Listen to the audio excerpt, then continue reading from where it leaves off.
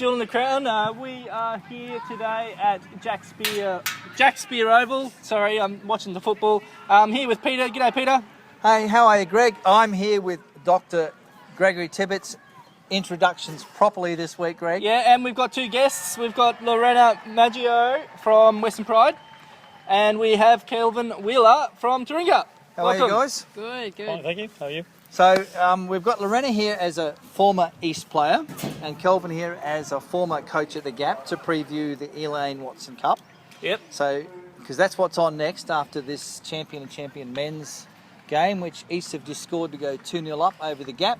So it looks like they'll be the champion of champions, I would say. But before we talk about Elaine Watson Cup, a bit of housekeeping from last week. And, of course, the Under-20 Women's World Cup's now wrapped up. The final, won by Germany, who defeated Nigeria. I got it completely wrong. Right, 1-0 after extra time to the Germans. And I did pick the teams that would appear in the third and fourth playoff. Oh, well done. Yeah, so France, for the record, France beat Korea, DPR 3-2 to take third. So, well done to the German girls. Yeah, but if you can see the highlights around the place, Nigeria could have won that, except one of their players tapped in a goal, which was already going in and was thus ruled offside. So, You live and learn. well, you maybe not. You maybe don't get picked again. That's right. Hey, so in SEQ1 last weekend, well, not last weekend, it was on Thursday night, UQ played a catch-up game against Redlands and won that 2-0. Yes, so that puts UQ into third and guarantees them a spot in the finals. They still have one match to play tomorrow against Sunny Coast. If they win that, they get second. They do, so that will be perhaps a big surprise for the year. Oh, that huge. UQ are second. Well, they Kelvin, weren't in this league. As both two guests are coaches in the SEQ, would you both have expected UQ to be second? I think they've done a lot better than I thought they were going to do at the beginning of the year. I thought they'd do well. They built a strong squad. Well, Wayne got a lot of good players together at the beginning of the year. But second and third, yeah, outstanding for them. I think they would have hoped for top 7 at the beginning of the year. Yeah, without mentioning Pride's performance this year, Lorena. No, I think I saw UQ when I watched them play a couple of weeks ago. I think they've done a lot better, so I'm not too surprised, to be honest. Yeah. They've still got to do the business at Sunny Coast to get second. Yes. And Palm Beach, as we know, don't have a game. They finished, so they're relying on results, and they're just waiting for players now to come back for the finals. Yeah. So it's a bit of a shame for Palm Beach to lose so many players and then effectively lose all that momentum going into the finals. Well, I mean, all these washout games are a momentum killer too. I mean, it's very odd to have washout games at the end of August.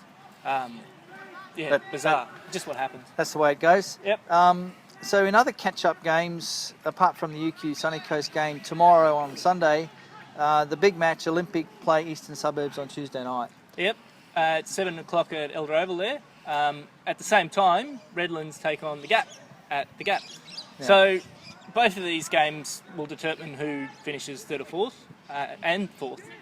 Finishes fourth. Fourth, that's right. Redlands are in fourth at the moment and have a slightly better goal difference than Olympic, who are on the same amount of points, I believe. Yep, both Redlands and Olympic have 34 points, and Redlands have a plus 23 goal difference, and Olympic have plus 20. East are 3 points back, but have a plus 22. That's right. So if Redlands lose and East win, East will through. somehow miraculously snatch fourth spot. Yes, which will be amazing considering this will be the second game they've won in the top after the split. So, you know, it shows how tight it is up there. A couple of strange results, or unexpected results in a way. UQ winning, one of them, against Redlands and against Olympic. I tipped Olympic there, and that's put them right in a prime spot. So both games, I think we'll have to simulcast them on Tuesday night, Pete. Well, Lorena's going to the East Olympic game, so Okay, well, so we're going to she's get her probably gonna as have the some good roving chips. reporter. Yep, I'll bring a match report. Yeah, and I'm just looking at while we're talking about East, just looking at the game, and that Herford's been substituted out because obviously he's got to go and get his team ready. Fortunately, they're 2-0 up. So. Yeah, well. And of course, Redlands need to win against the Gap. If Yes. Redlands win, they will be fourth. Well, if Redlands win, but East win by more. No, Redlands Oh, are on no, 34. sorry, that's right, yep. Olympic are already 3 goals behind, so they've got a Probably, 3-goal. yeah. So, if Redlands win, they're probably good. Yeah, they're probably going to be fourth. So that's where we are with SEQ 1, waiting for the last couple of games to be played to know who the Final Four is and moving into the finals. But of course, tonight's all about the SEQ. Elaine Watson Cup. The Elaine Watson Cup. Should we go to a break, Pete, and then come back and talk about the Elaine Watson Cup? What do you reckon? I reckon that's a good idea. I'm Lorena Maggio from Western Pride, and you're listening to Jewel and the Crown. Welcome back to Jewel and the Crown. I'm here with Greg, Peter, and Kelvin. Lorena, nice to see you on the ball. Nice to Got be all back. the names right? Especially Greg. If you don't get Greg's name right, he gets real upset. Yeah, He does, the he beanie comes off. Yeah, the gloves are on. Yeah. SEQ 2. There was only one game played last weekend where Mitchelton travelled down to Souths, had a 2-0 win down there, Right. which puts them. Well, they were already comfortably in the 3-0. Kelvin says comfortably in the top half of the bottom half of the SEQ. Yeah, I think they're third. They can only get third. They can only get third, Yeah, and but they nothing could be happens. fourth. Oh, okay. Okay. There's two catch-up games. Power hosting Thunder on Sunday at 1 o'clock, and on Sunday at 5, Annerley plays some mob called Taringa Rovers. Yeah. But we'll talk about them in a minute. And of course, Western Pride have Got the bye. got the bye. Got the bye, So if Thunder win, they'll go into third. Right. If Thunder lose, Mitchelton will stay third. Yes. And if Annerley, Win and Power loses, Annerley go first. so it's all just about who gets a home game. That's right. Yeah. So, and Taringa, of course, comfortably sixth. Kelvin, happy with that? Not really. I think you would be. Could do better, or should have done better. Should have done. You seriously think you should have done better than what you've done this year? In the first half of the season, most probably not, but going into the second half, when after the splits, did hope to do a lot better than we have done, yeah. What's your record been after the split? 2 wins and 3 losses at the moment. Oh, okay. Oh, well, 3 and So, 3's Yeah, we needed to 50. we need to be winning 4 or 5. Yeah. 5 out of 6 to get it, because of the points difference when we went into the splits. We had to win quite a few to get back up there. No, it's tough. I mean, you had a good win over South West Queensland Thunder in that home game. Oh yeah, well I said at the moment, we've got 2 wins back to back, which is the best we've done all year. Then you had a bye, so that was 3 weeks in a row. 3 weeks in a row, and we get a win tomorrow. We go finish the season 3 out of 3, but see what happens tomorrow. Yeah. All right. So of course, one of you how many of your players from last year are now playing out at Pride? Two of the girls who were here last year went to Pride. Yeah, I just thought I'd mention that. That's okay. Because one of them was Kate Morton, wasn't it? One was Kate Morton. Yeah. So Christy, I'm pretty sure. yeah. Christy New was the So other one. So. what did you think of Kate Morton this year? Yeah, look, Kate's from when I first took over, she's improved a lot to the end of the season. And Christy as well, especially in the midfield. So I think very highly of both of them too. Is that the quality of coaching they receive at Western Pride, or is it just the competition? It's definitely the coaching, I think. We're going to have another little short break, and when we come back, we're going to just talk about the Elaine Watson Cup Final. Okay then. Hello, I'm Tegan Riding from Redlands United, and you're listening to Jewel and the Crown. Welcome back to Jewel and the Crown.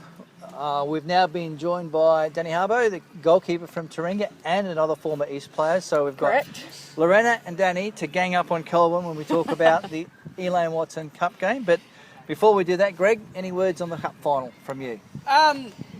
Well, just to remind everyone obviously, that Elaine Watson is, I think she's an Order of Australia. She is. And she heavily involved in football, obviously. That's why the Cup's named after her. And an ex-Annerley product. So I'm sure she's around. Because she was down at Annerley for the very first one, game yeah. in the Elaine Watson Cup this year. And she had a photo taken. And Yeah, but I'm sure she's here for the final too. Well, certainly other years she's been at the final to present the cup that's or right. be there So- when it's presented. Yeah. So let's talk about the Cup. Kelvin, let's start with you. So give you the honour of going first, talk about the Gap. Any news from the Gap camp?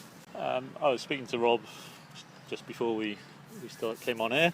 Missing a couple of players. Beck Price is overseas. Holidays? Chloe, I'm not sure. Could be holidays or work. Chloe Robinson got injured down in the schoolgirls comp down in Sydney last week, so don't expect her to play. Obviously, Gabe's in Perth, so missing. That's Gabriel Marzano, yeah. Two or three starters and somebody who would have been definitely on the bench if not starting. But saying that, all the rest as normal, so pretty much up to full strength. So they have a strong complement on the field. So Lorena, if you're coaching East tonight, How do you take that into account and stop the gap? Probably through the midfield. I think like the gap have always been strong through midfield and in attack. So I'd obviously shut down a lot of their plays through the middle, and playing the gap would play out wide a lot. I think that's how they score a lot of their goals. So I'd probably try to shut down those areas as well. So, and Dani, what are you telling your back for? If you're in goals for East, like you have been before, if you're in goal for East, what are you telling your back for? Certainly, the Gap, we know, are a very patient team. They play very good football, and I've played against them this year. I've played against them for the last 10, 15 years, and they play a very nice style of football, and they're very patient with the ball. So they'll keep the ball, and they won't have a shot until they're ready, until they can get a good shot on. So it's really about following those runs. They're very good at getting out wide, making the angle runs in. So it's about tracking those runs. So with that patience, is that draining for a keeper if they're not shooting? If they're just it's draining for a it? team. It's certainly draining for a keeper and for a team. Playing for Taringa, we obviously played against them this year, and I think we did fairly well against them. But it is draining to have so little possession as what we did, and yet for them not to really have that many shots. So it is draining, and it just sort of takes its toll. You need to make sure you keep running and keep tracking them runs. Yeah. Now, just follow on, Lorena. Talking to people like Wayne Gibbons from UQ, they say the way they play against the Gap is to high press, right? To really try and press them high, right? Rather than where Olympic played them and was sort of sat back. Greg, I think we watched the game. Definitely So, more patient in defence than the Gap was in attack. Is that something you can see East? Is that a style that you've seen East do? Press high? Yeah, East are good at pressing. Like against the Gap, I wouldn't sit back and let them play, because that's like Dani said, they're patient with the ball, especially like with players like Leah and Ruth in the midfield. So I'd press high, on them, and I'd test their back on, test their keeper as well. So it's tough though to get 6 or 7 players pressing at the same time. Definitely, yeah. So, all right, from an East perspective, any news from the East camp? You were sitting up there earlier, Lorena, talking to the East girls. I was having to chat to the girls before. I played with most of them for a few years now. They have a good keeper, I know that. So, not just saying that because it's Tashi, but she's a good goalie. They are missing a couple of players. The attacking force of Nat Mueller, she's not playing anymore. But in saying that, they've got players like Georgie, they've got Alice in the midfield. They've got a pretty solid back line with Ash and Renee in there. So I know these girls, I know how they can play, and I think they're capable, actually. You think they can upset the Gap? If they play that the way that they can play, then I think they've got a chance. So, Dani, have you got a soft spot for East tonight? Certainly do have a soft spot. Played there for 5 years, and I'm still a bit of an East supporter. But in saying that, playing there for 5 years, I also know that we've always struggled against the Gap, and we've never played, or East have never played well against the Gap's style of football. So they certainly have the capabilities. Georgie Amos is a brilliant little player on her day. Renee will keep it nice and tight in the back line. So they've got the capabilities. And the other thing we've got to remember is that this is East season.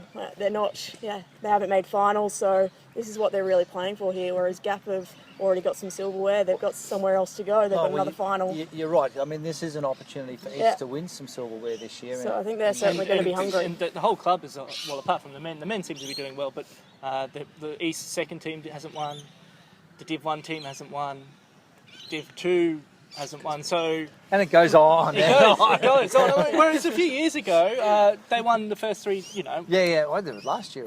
Well, last year they won the Div 1 and the Sapphire League. Yeah. So, without silverware for the women's side, I mean, Lex will probably be looking to cut fields, cut teams. This is it. Settle down. Let's not go that far. Cut that Donsky girl out of the team. Jeez. No, so this is a big chance for East. A big chance. East I don't think have a recognised striker anymore. No, I think their leading goal scorer is Nicole Quinn.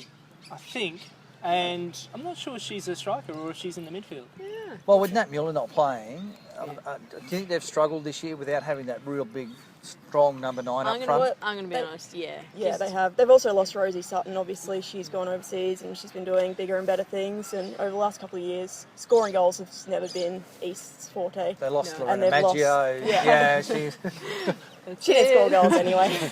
She's big, strong forward. Yeah. And then there's Karen Longbottom. Yes. Well, with a cameo appearance goal. That's true, Karen's just gone, it's too hard, it'll do. They've never really had someone who's gone out and have scored 20 goals a season. Yeah, and that's what gets you into the top 4. Yeah. Straight away, if you have a 20 apart from, say, Britt Whitfield this year, if you've got a 20-goaler striker... Well, you've had, like, Powers had Britt Whitfield. Palm Beach have had Harriet Withers up there. Lauren Brown scored 16 or 17. Yeah, UQ have had... Matsusaki started off really well at the beginning of the year. Greta Bodie seems to have taken over from her. And what's her name? Can't think of her first name. Smith on the other flank. Rachel Smith has also put her share in. But the Gap have had... They haven't really been scoring a lot through the 9 position. They've had, like... Marzono's come on and scored a lot of goals from wide. Yes. Stevenson as well. Then they've had Blackburn and Leah Curtis popping up from the midfield, scoring a lot of goals from midfield. I'm surprised that the Gap don't score more from set pieces, from corners especially. They've got a lot of height. A lot of their players are really tall, like, my size. And they get free headers. They really do get free headers. And all the highlights packages, there's 2 or 3 free headers per game that are just off target. Just note that Greg is making the motions of heading into the goal. Yes. So I'm a bit surprised at that. They're really good on the ground, obviously, but they're getting these free headers, and I'm surprised more don't go in. So, Kelvin, from a Gap perspective, formerly a coach at the Gap, what do you think Rob's tactics are tonight? Pretty much the same as they've been for the last 3 years. Keep the ball, keep possession, get the wide 2 up front, really wide, stretch them, play into the 9. Leah and Ruth to drive through from the midfield, and Mel to clean up any spare balls from the back. Sounds pretty easy. Well, Is there anybody that Rob would be telling his players that they really have to be mindful of from East? His instructions, I imagine, would be go out and play your own game. We're here. They've got to beat us. We'll play our game. Bring it on. Yeah, I don't know. I think I've seen a change in the temperament of the Gap in that they're expecting to win games this year, and the longer the game goes on without them being on top, the harder it becomes for them to get on top. And I've seen this from a few teams who've been at the top now. Power was like this a few years ago. Redlands was like this last year. Once, the longer you keep them out, the frustration builds. So it is a cup final, so anything can happen. It's a We one-off go to, game. Extra time. We go with extra time, then penalties, so we could be in for a long night. Could be. Which would be good. I told my wife I wouldn't be home till 11. She said, what time's the kick-off? I said, 6. Look, I hope it's a great game of football. Who will be wearing the captain's armband for the Gap if Beck Price isn't in? Pam's here, I imagine Pam Bignott will. Okay, yeah. So we might have a short break. Well, we might have a long break, and watch the game, and then come back at the end, Lorena, perhaps? Yep, sounds good. And just wrap up the result. And I think you're going to have a chat to Dani in the meantime. Yeah, we're going to have a chat after the game. So you're going to tell us who you think is going to win this for Peter? For you? Well, let's go around. Let's go around the drum. I'm going to go. I think the Gap will win. Lorena. Everyone keeps saying Gap's going to win. I'm pretty confident they've got a very good chance, but I've got a lot of respect for East, and I'm going to back them.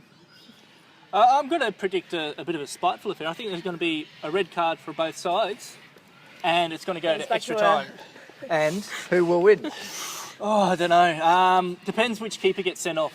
Hey, if I'm right, buy me a lottery ticket. If you're right, I will buy you a lottery ticket. Who's going to win, Greg? I think the Gap will win. I'd like to see someone else engrave their name on the Elaine Watson Cup for a change, but I think the Gap are the best team in the competition. So, but one game, it's not a season. Rob, I think didn't mention to me once to stop picking him because I seem to get everything wrong. Dani? As much as it pains me to say, I unfortunately am going to tip the Gap. I think it'll be a very, very tight game. But I think Gap have had a really solid season. East have struggled perhaps a little bit, struggled to find form towards the back half of the season. And I know what they're like against the Gap, and our history, or East history, isn't perhaps that great against the Gap. So I'm going to go the Gap. So you're going the Gap. Kelvin? I'm going to go the Gap as well, yeah. I think they'll keep the ball, they'll frustrate East, and if they get a goal, East will have to chase, and it'll open up even more spaces. Right. One last thing before we go. This is basically an East home ground. I mean, East have played just before, so the men's team's up there be celebrating hard for winning the Champions of Champions.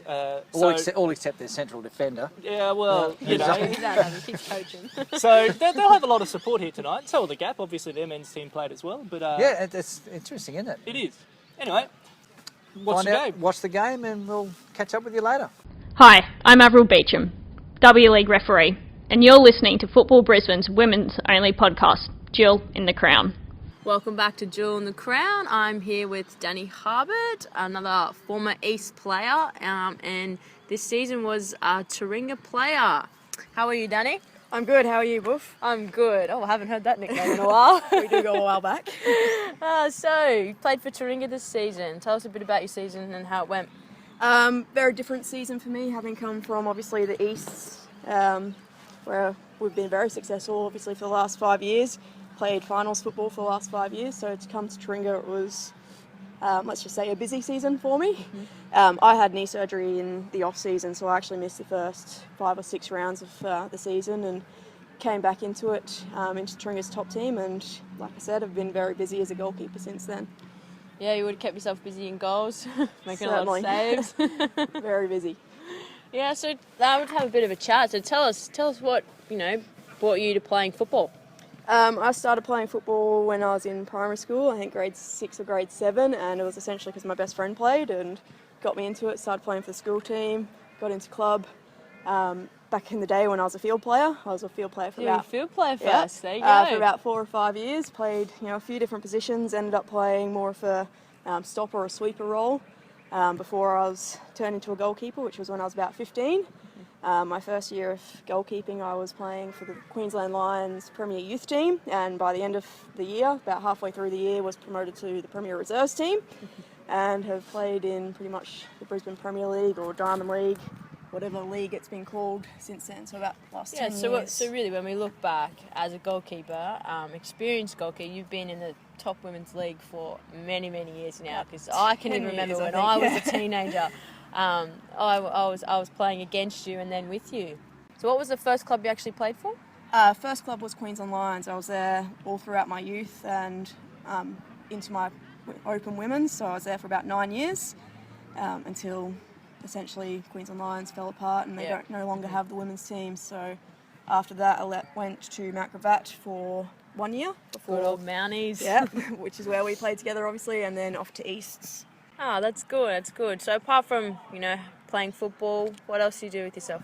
I'm a teacher, HPE teacher, which also lends a lot to coaching. I do a lot of coaching apart from my playing. I help out down here at Taringa when I can. So other than that, I've helped out with state teams. I've coached Met West teams, things like that. So lots and lots of football. So life's pretty busy with the football. Definitely. Thanks for that, Dani. So the game's about to get underway between East and Gap. So thank you for the chat, Dani, and we're going to go watch the game now. No worries, come on the Tigers. Hi, I'm Lorena Maggio. I play at Olympic FC, and you're listening to Jill in the Crown. Welcome back to Jill in the Crown. The Elaine Watson Cup Final has been finished and the scoreline was 4-0 to the Gap, 2-0 at half-time.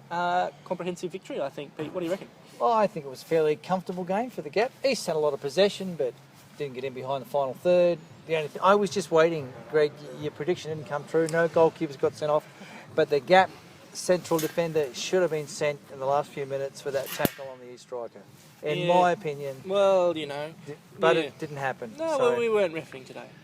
Well, we were riffing from the sideline, but we were doing Quietly. We were doing it quietly. We weren't saying anything. Lorena, Dani, East girls.